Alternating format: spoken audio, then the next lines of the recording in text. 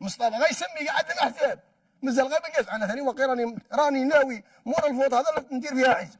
ونولي مجلس على روحي كيما راهي الناس بس والحاله راهي تمشي طبع وخلي تمشي وخلاص كيما قال صاحبي قال طبع دز هات بركه ليسونسيال البغله تمشي خلي علينا يقولوا حركه انا يا قاعد في عرشي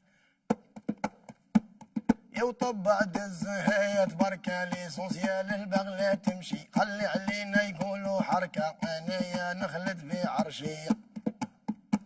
شوفوا يا ولاد بلادي شوفوا يا ولاد بلادي شوفوا يا ولاد بلادي واسمعوا واش صاير فينا البلاد رايحه للوادي وهذا القوم يتقنبر بينا من اليوم انا فنان ونغني داني داني كي عادة لا فلان ملك العمار سعيداني يخيطونا الدستور يو باش تطوال المدة الرئيس امبراطور روحه دمور عهده اش عيب بالمغبون اش عيب راهو ضايع ورايسنا الحنون يبني لنا اكبر جامع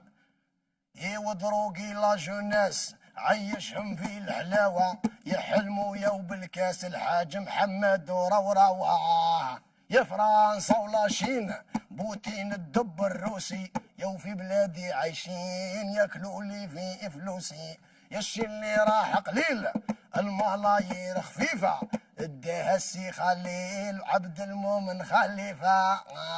طبع دز وهات بركه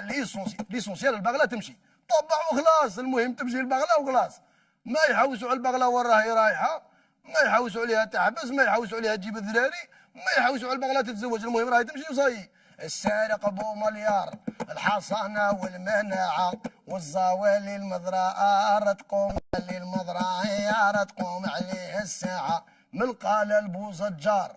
البحر يطل علينا توما تاكلوا الكافيار وحنا يا شاتين سردينا ومن قال البوزجار البحر يطل علينا توما تاكلوا الكافيار وحنا شاتين سردينا السردين راني متوحشوا عندي شهرين عندي عامين ما كليتوش ذاك النهار شعبو بيحكي لي قال لي مرتي زليخه راهي تتوحى مع السردين مسكينه والله لا تتوحى مع السردين ما قدرش يشري كيلو سردين ب 50,000 توما تاكلوا بالكافيار وش شعبو مسكين شاتي سردينه